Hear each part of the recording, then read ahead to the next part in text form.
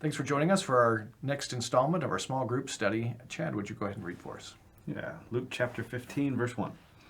Now the tax collectors and sinners were all drawing near to him, and the Pharisees and the scribes grumbled, saying, This man receives sinners and eats with them.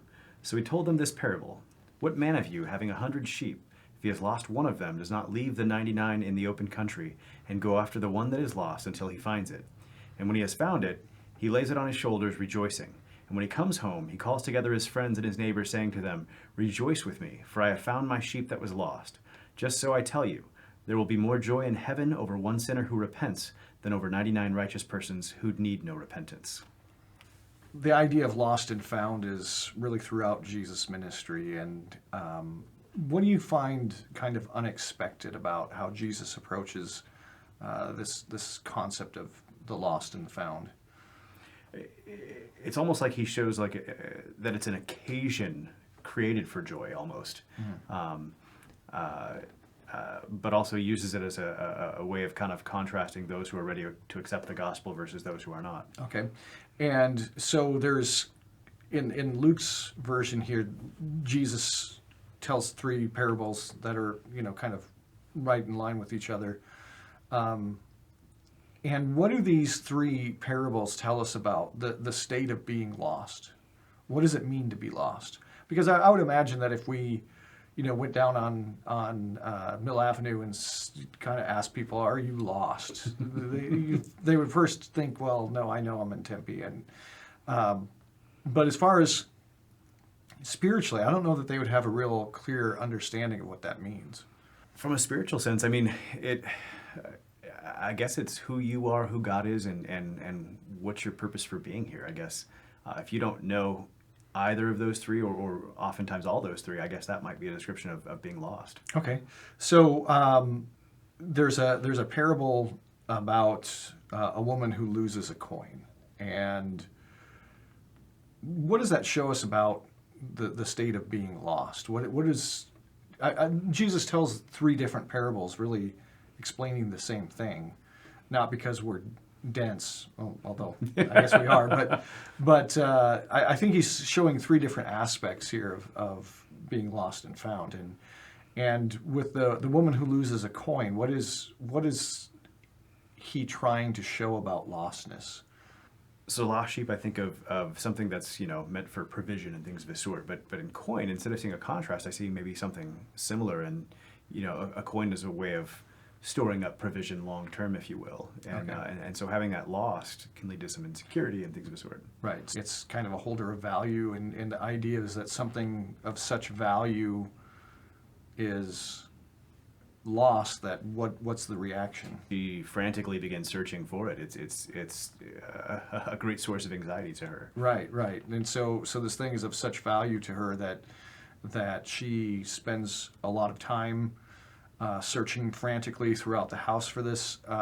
It's something she stays up. We can imagine, lighting lamps and sweeping the house and searching the floor and all that kind of stuff. When you picture this woman, what do you picture? Maybe she is a widow.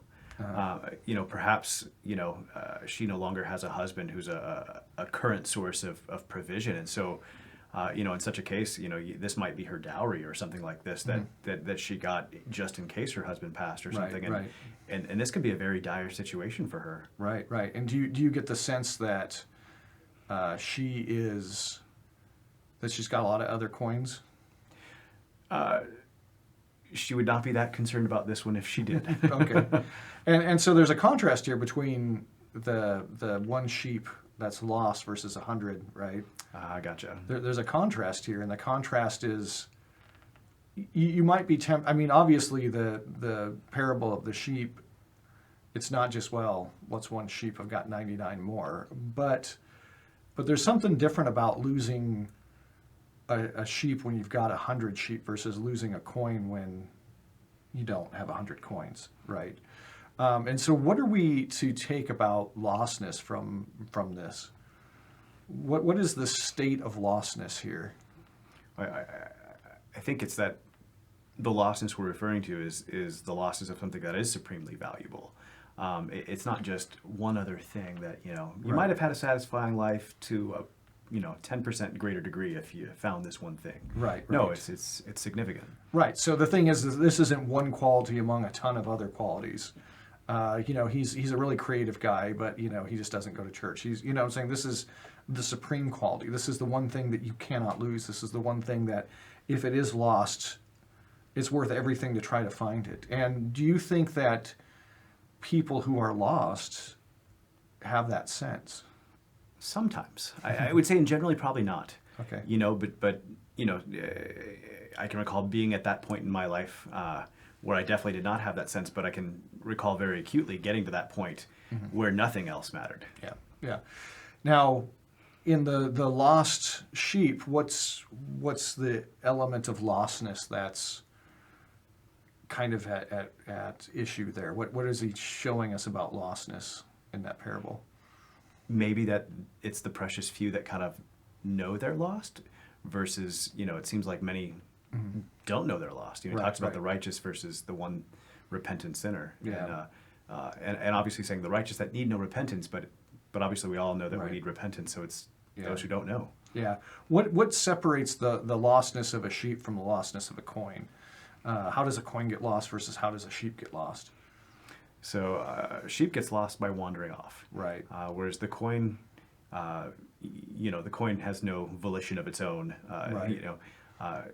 It's lost. That's somebody else's doing, I guess. So do you think that there's a lot of lostness that comes from wandering off?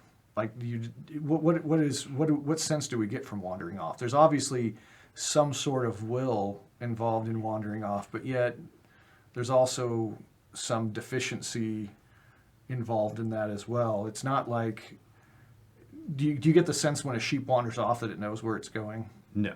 Okay.